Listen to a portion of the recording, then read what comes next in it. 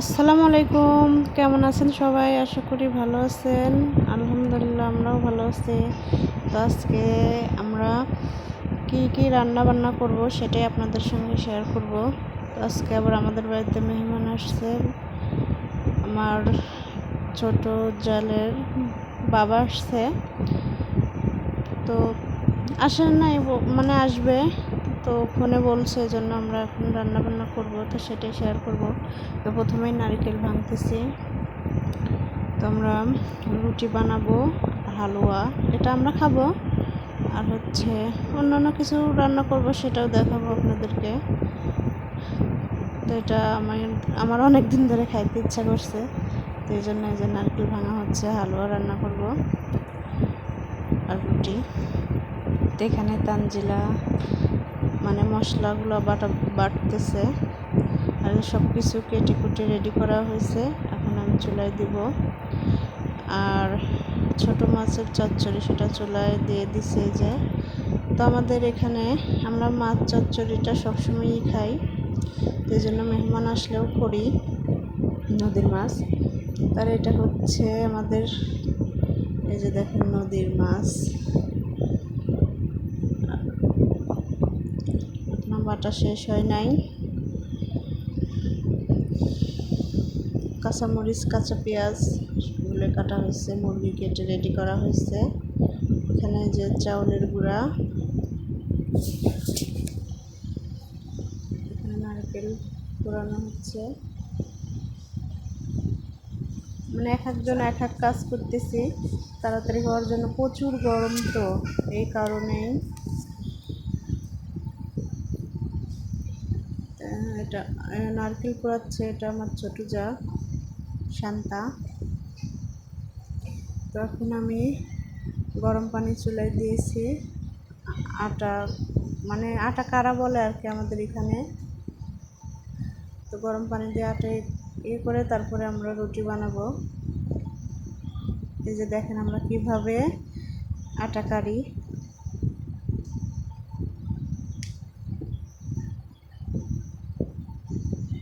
আর এই বেচারির তো শুধু বাটাবাটির পালা।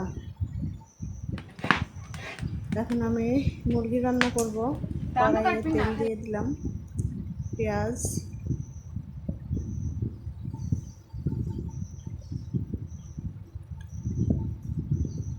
আজকে অনেক গরম, তারপরেও কষ্ট করে রান্না করা হচ্ছে আর কি। করবো, মেহমান আসবে, করতেই হবে।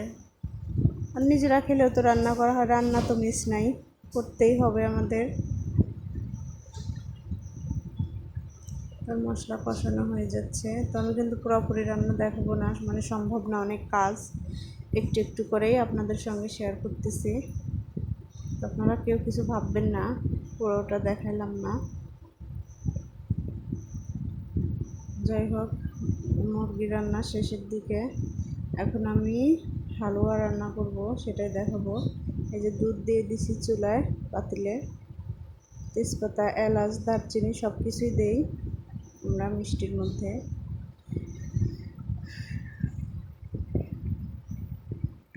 তো হালুয়া রান্না করার জন্য এখানে আমি সুজিটা ভেজে রাখছি, যে দেখেন এটা ভেজে রাখছি। এখন নারকেল দিয়ে দিব, এই যে নারকেল।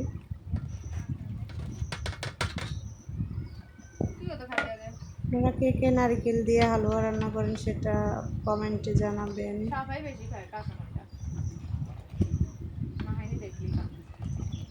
আর আমরা কিন্তু আজকে মাটির তাওয়াতে রুটি ভাজবো। এই যে দেখেন, একজন রুটি বানাচ্ছে, আরেকজন অন্য কাজ করতেছে, আটা কাটতেছে আর কি, আমি ভাজতেছি। মনে ভয় ভয় আছে যে এটা ভেঙেই মনে হয় নিচে পড়ে যাবে কিনা। যে কয়েকটা রুটি ভাজা হয়েছে, এখানে হালুয়াও রান্না করে রেডি করা হয়ে গেছে ঢেলে। এখানে আটা কাটতেছে সুতা দিয়ে, এটা করে নিলে তাড়াতাড়ি হয়, এই জন্য আমরা এটাই করে নিই। মাটির তাওয়াতে অনেক দিন পরে আমরা রুটি ভাজতেছি, খুব ভালো লাগতেছে, এজন্য ভাবলাম আপনাদের সঙ্গে একটু শেয়ার করি।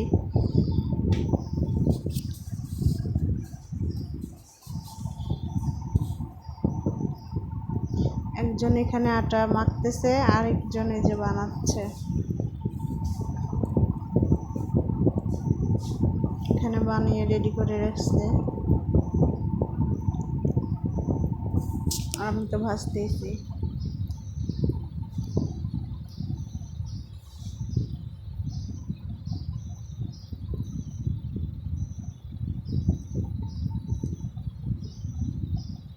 চাউলের রুটি অনেক মজা লাগে হালুয়া দিয়ে খাইতে। এদিকে যে